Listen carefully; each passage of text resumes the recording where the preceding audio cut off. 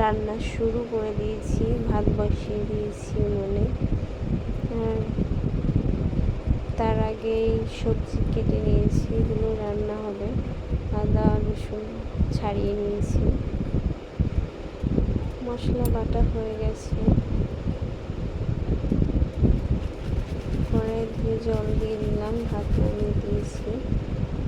আর শাকটা সেদ্ধ বসাবো।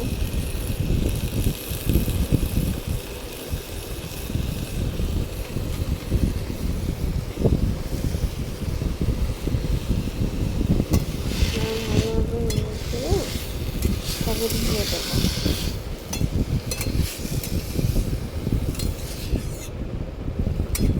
যাতে ভালো মতো সেদ্ধ হয়।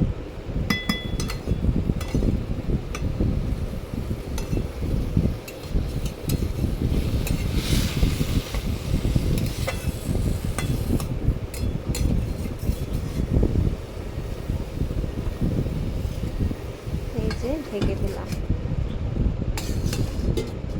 সেদ্ধ হয়ে গেছে। এটাকে নামিয়ে দিতে হবে। এটা যদি পরের ভিডিওটা আমি করতে পারিনি, কারণ কেউ যাচ্ছে আসছে দেখছে, মানে আমার প্রথম ভিডিও করছি, তো সেটাই নিজে একটু কীরকম লাগছে, অস্বস্তিতে পড়ে যাচ্ছি যাকে বলে। শাকটা হয়ে গেছে, কড়াই ধোয়া হয়ে গেছে, তারপরে উনুনে বসিয়েও দিয়েছি। তেলটা দিয়ে দেবো। তেলটা গরম হতে দিতে হবে। একটু গরম হয়ে যাওয়ার পরে ধুয়ে রাখা আলু কেটে রেখেছি, ধুয়েও রেখেছি, সেটা দিয়ে দেবো। সেটাকে আলুটাকে ভেজে নিতে হবে ভালোভাবে, লাল লাল করে ভেজে নেবো। ভেজে নেওয়ার পরে আলুটাকে ভালোভাবে ভেজে নিয়ে নামিয়ে রেখে দিয়েছি। তারপরে সবজিগুলো ভেজে নিচ্ছি। আলুটা ভাজা হয়ে গেছে, নামিয়ে দিয়েছি। সবজিগুলোকে ভেজে নিচ্ছি ভালো করে। একসাথে তো সম্ভব না এটাও করা, তারপরে উনুনে রান্না করা, সব সম্ভব এক হাতে কম।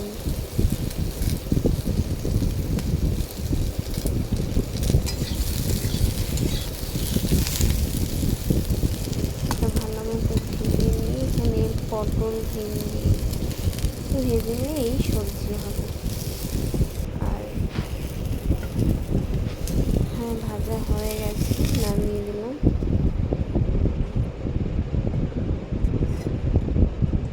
তেল দিয়ে দিয়েছি কড়াইয়ে। তেলটা গরম হতে দিই।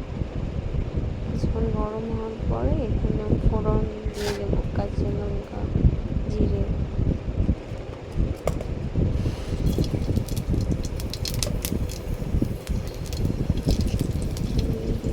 মশলাও দিয়ে দেবো, আদা জিরে রসুন বাটা ছিল সেগুলো দিয়ে দেবো।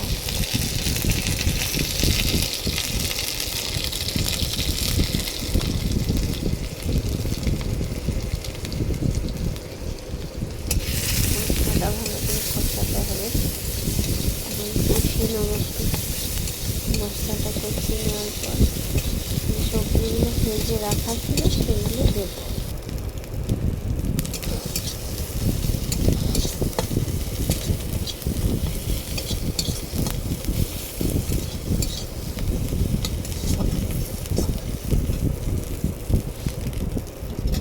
সবজিগুলো দিয়ে দিলাম। সবজিগুলো নাড়িয়ে চালিয়ে ভালো করে সবজিগুলো কষিয়ে নিয়ে,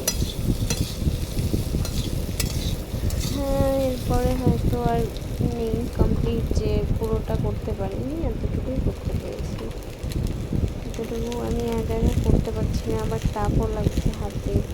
যদি ফোনটা পড়ে যায় তাহলে কিছুই হবে না হয়তো, তাই এই অবধি করেছি, বেশি করতে পারিনি। তোমরা আমার ভিডিওটাকে দেখো অবশ্যই, সবাই লাইক কমেন্ট সাবস্ক্রাইব করো।